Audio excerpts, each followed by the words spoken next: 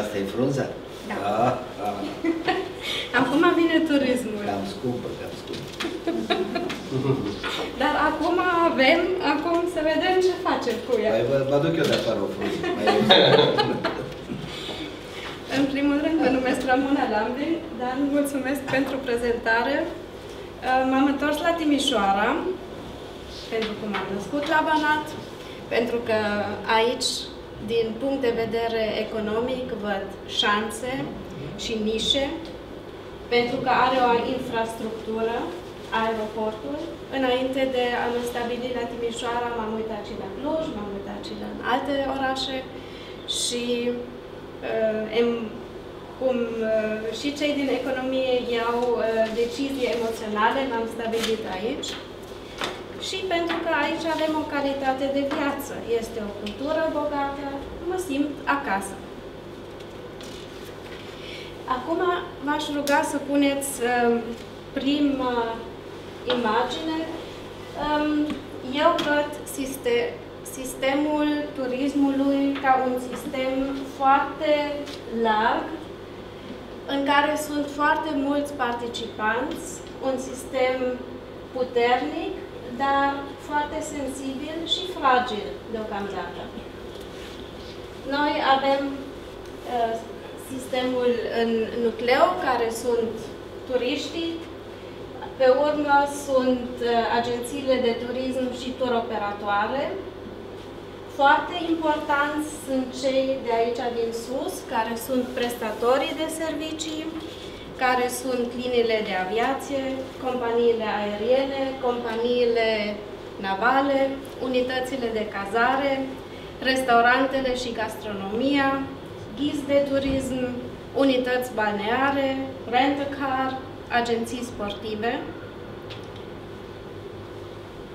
Turismul influențează foarte mult furnizorii, pentru că acolo se creează cererea din partea celor care călătoresc, adică agențiilor publicitare, tipografii, instituții de cercetare de piață, bănci, producători de produse de voiaj, benzinării și așa mai departe, puteți să numiți foarte multe.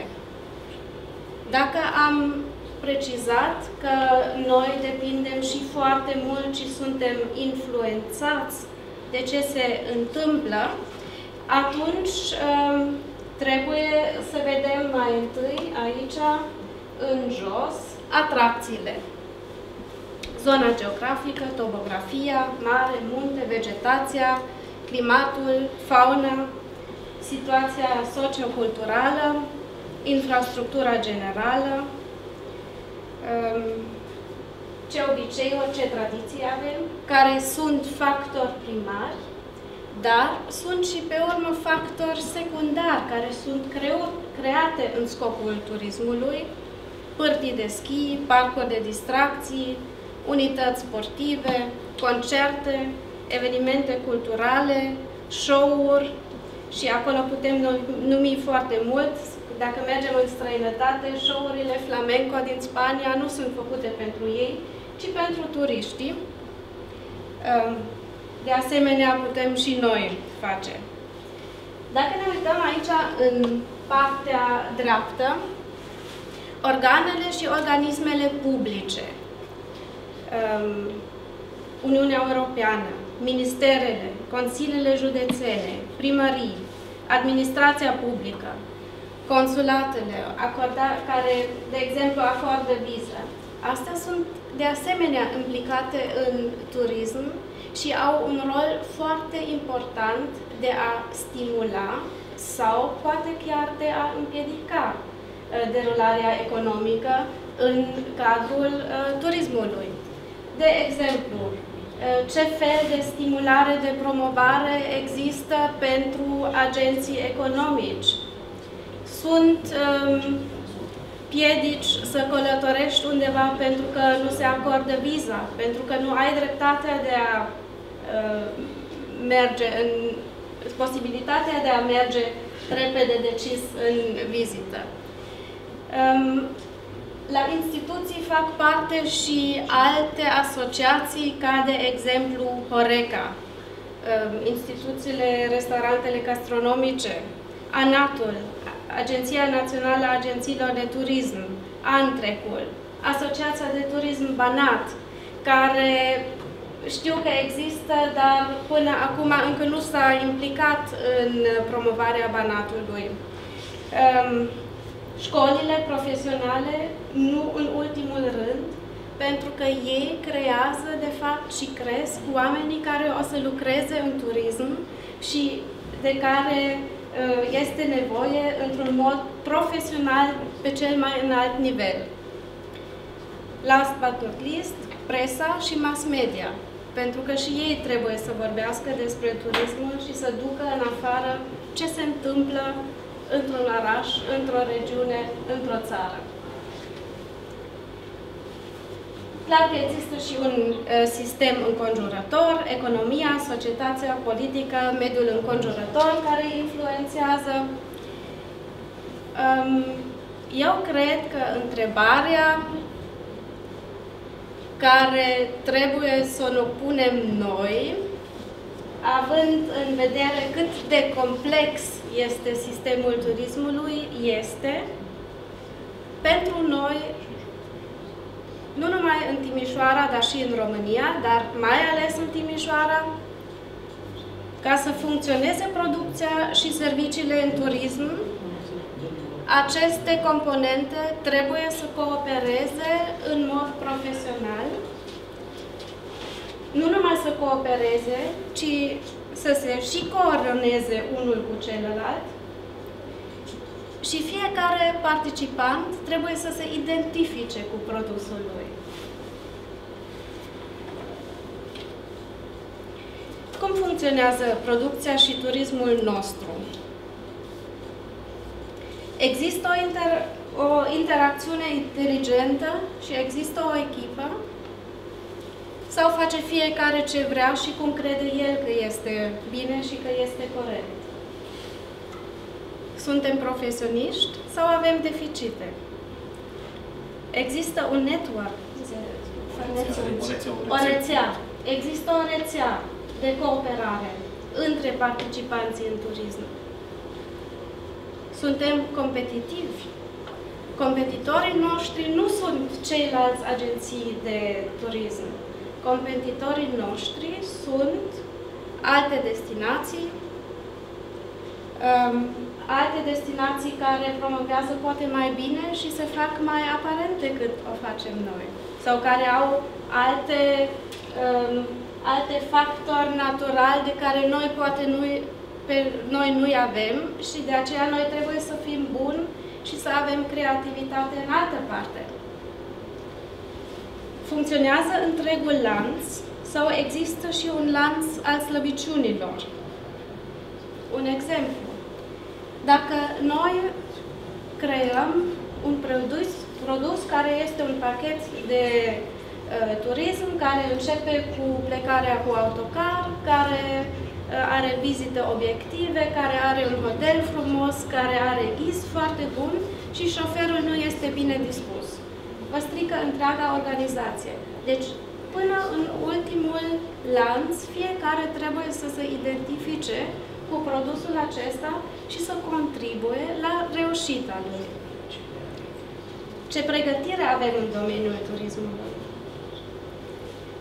Și, last but not least, ne identificăm cu produsul nostru?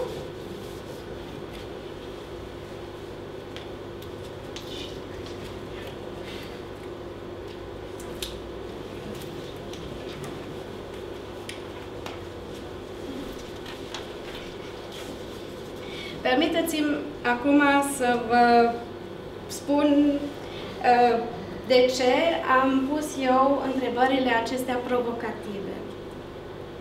De 3 ani în șir sunt prezentă pe târgurile internaționale care se prezintă mai ales în Germania, dar de exemplu și la Londra.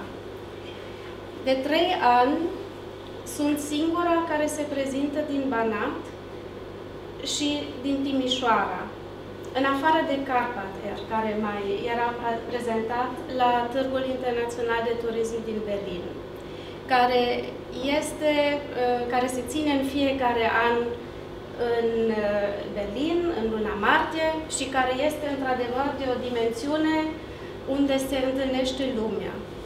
Din 188 de țări, peste 10.000 de expozanți, în 26 de hale pe câte 3 nivele, încât se fac shuttle cu autocare ca să ajungi repede de la o întâlnire la cealaltă.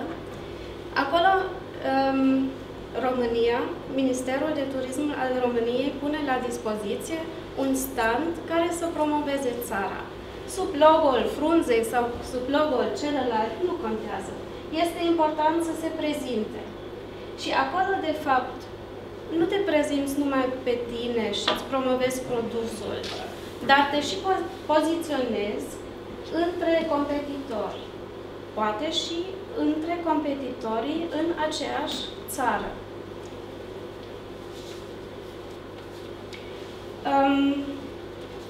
În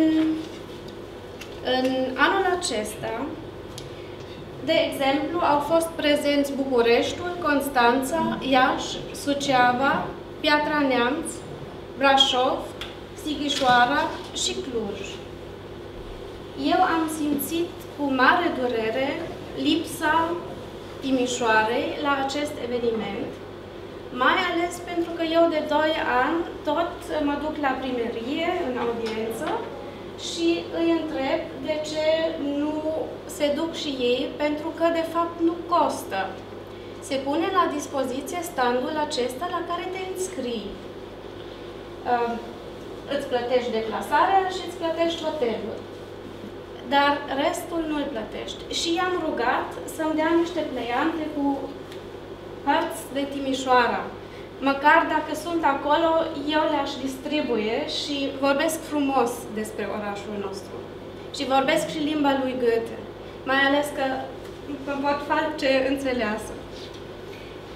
Trebuie să fac o cerere în scris și tare mult se gândesc dacă să mi le dea sau nu, mai ales nu mi se dea, pentru că se distribuie când omul este deja venit în Timișoara. Acela care a venit deja și a găsit deja drumul încoace, dar, și asta este scopul lor, pentru care precis că au un buget și pentru care s-a făcut și un infocentru, ei trebuie să aducă turiști aici și să stimuleze agenții economici. Pentru că noi nu suntem destul de puternici, nici în mod financiar, dar nici în modul acela de a promova foarte mult. Acolo trebuie să meargă prima gardă.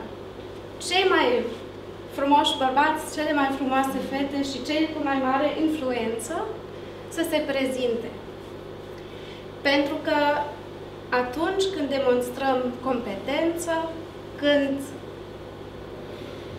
oamenii care vin acolo și își caută o altă destinație văd de fapt că ești convins de produsul tău. Nici nu interesează cât de mare este obiectivul de vizitat. Ei au atunci, i-ai creat o cerere să vină acolo.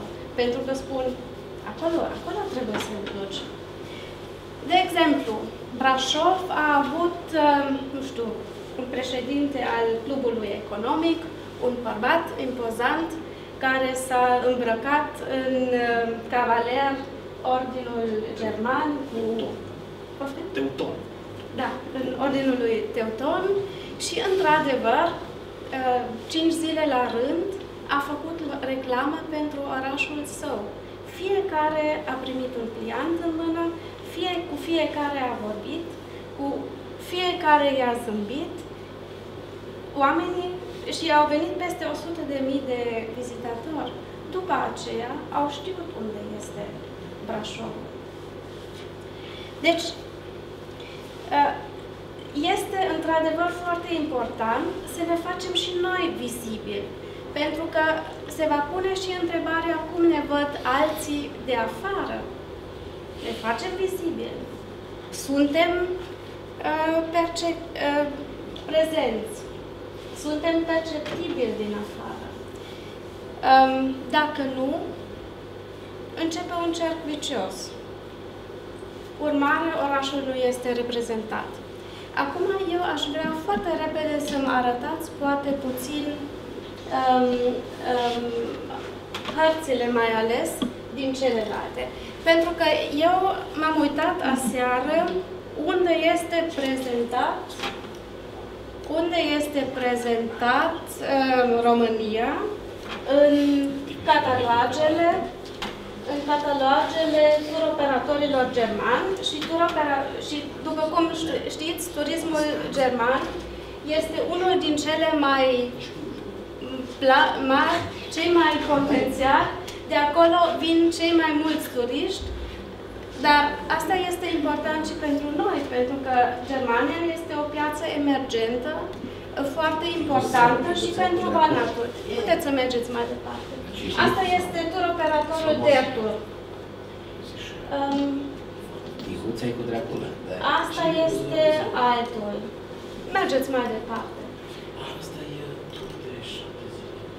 Ok. Altul, al treilea. Next one, please.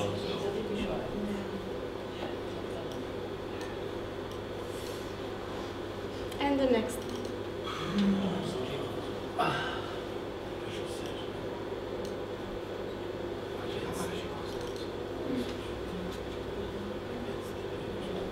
Se face, de exemplu, și combinația România cu Bulgaria. Dacă ești binevoitor, clar că sunt... Da. Avem și lucruri comune cu Bulgaria, dar în rest, nu știu dacă este neapărat o entitate. Mai departe, vă rog. Asta este acum turoperatorul Dr. Tigers. Da, uitați aici numai, vă rog să... Pentru că mai întâi am avut turoperatorul Dertur și acum vreau să vin la unii din cei mai mari. TUI, de exemplu, din păcate a scos România din gama lor. TUI are o vânzare de 14 miliarde de euro pe an, dar nu considera chiar, pentru că nu corespundea cu cerințele calitative. Deci asta este Dr. Tigers, dar trebuie să știm că Dr. Tigers tot un produs al turoperatorului TUI este, pentru că asta este specialistul care se ocupă cu study tours. Mai departe, vă rog. Asta este un specialist, nu știu exact care este, dar Icarus Tours este. Icarus Tours face tot study tours, dar foarte concentrate pe un anumit public. Ei combină, de exemplu, România cu Bulgaria, pentru că în cealaltă parte, de aici încolo, nu este nimic de văzut. Mergeți mai departe, vă rog.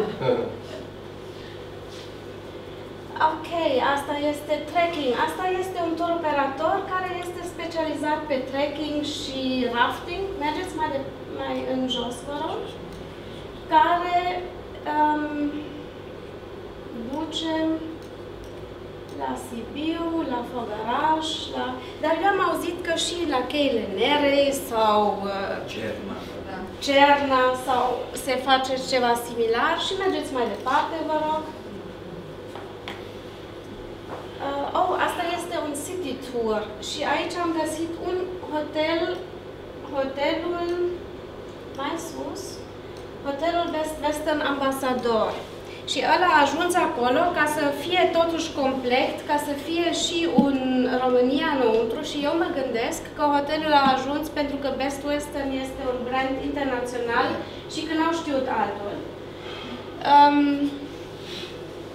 Și mai departe, vă rog.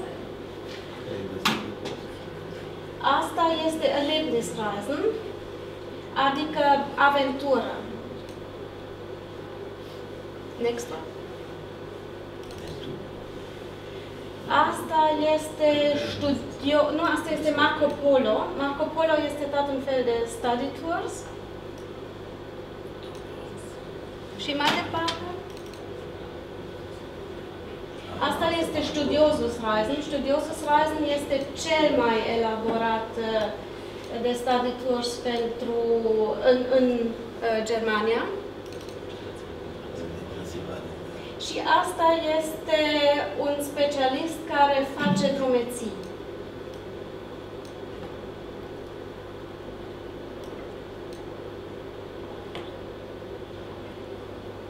Nu, asta sau pe cealaltă? Dar pe cealaltă parte, vă rog, pe cealaltă pagină. Dar, de fapt, eu nu vreau să vă plictisesc mai departe, pentru că așa aș putea să continui. Asta este rezultatul pentru că noi nu ne prezentăm pe târguri, pentru că nu îi săpăm pe cei care sunt cei care iau deciziile la turoperatorii respectivi, pentru că nu ne prezentăm. Eu singură nu pot să fac asta. Nu mă țin nici puterile financiare, nici puterile că mai trebuie să lucrez din când în când în agenția mea și nu am numai timp să promovez Banatul și Timișoara. Eu, de fapt, am început să fac outgoing de aici, dar vă spun că din ambiție și din identificare cu Timișoara am început să fac și incoming și merită. Trebuie neapărat să ținem cont și de acesta, pentru că turismul este o putere economică, dar care trebuie să genereze o valoare adăugată, ceea ce foarte mulți uită. Pentru că foarte mulți vor să facă ei singuri, nu să iei un turoperator, numai ca să fie și mai ieftin, uitând că noi trebuie să respectăm și normele europene, care spun că dacă te faci turoperator, ești responsabil pentru să se deruleze în ordine și bine lucrurile. Deci, eu văd componența economică, care într-adevăr este, dar numai dacă devine ceva care generează valoare adăugată și care începe să aibă o anumită sustainability. Nici eu nu vreau să vă demotivez, dimpotrivă. Pentru că eu vreau să vă povestesc o metaforă. Un leu evadează din grădina zoologică. Sunt 3 oameni acolo, care 2 imediat încep să aleargă. Al 3-lea scoate tenisii din rucsac, îi pune, ceilalți se uită, de ce nu alergi? De ce nu alergi? El zice, lăsați-mă că în momentul acesta eu știu, îmi pun tenisii pentru că acum contează cine este mai repede și mai performant. Noi avem șansele. Și dacă nu câștigăm, cel puțin am încercat să fim performanți și atunci am atins țelul. Eu zic să le punem tenisii atunci.